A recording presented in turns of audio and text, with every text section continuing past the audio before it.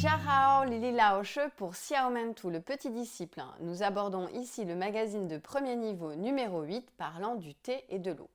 Je t'invite à ouvrir ton magazine, page numéro 10, pour découvrir les salutations à la chinoise. Maintenant que tu sais dire ton nom et ton prénom, il s'agit de saluer avec l'art chinois. Très différent de la façon dont nous saluons, nous, en Europe.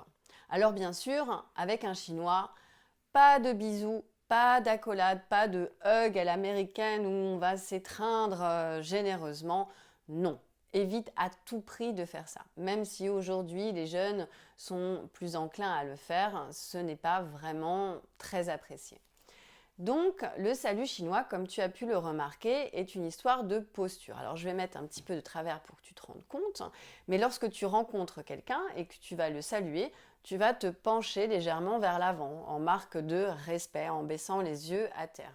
Et plus la personne est importante, plus tu vas t'incliner. Alors bien sûr, il existe une poignée de main chinoise, mais elle va être un petit peu différente de la nôtre. Déjà, lorsque tu vas serrer la main à quelqu'un, tu vas la serrer un peu plus longtemps. Et puis surtout, tu vas utiliser la main qui est libre pour la recouvrir, pour recouvrir celle qui fait la poignée. Cela rappelle un petit peu le signe qu'on va retrouver dans les arts martiaux quand on salue son maître. C'est un signe ancestral qui disait « la force que j'ai, je la mets à votre service ». N'oublie pas, quand tu fais ta poignée de main, de légèrement incliner la tête et un petit peu incliner le buste, toujours dans ce principe de respect. Alors bien sûr, les jeunes aujourd'hui sont un petit peu moins enclins à respecter tout ça et les garçons entre eux vont se donner des tapes dans le dos pour se dire bonjour ou vont se tenir la main entre filles.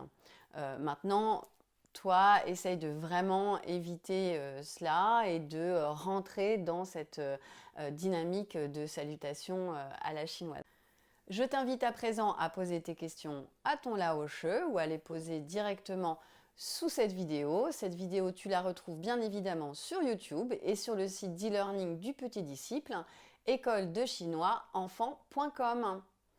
Nous nous retrouvons pour une prochaine série de vidéos avec le dernier magazine du niveau 1 qui abordera les chiffres et comment compter à la chinoise. À très bientôt, Xiaomentu, 再见!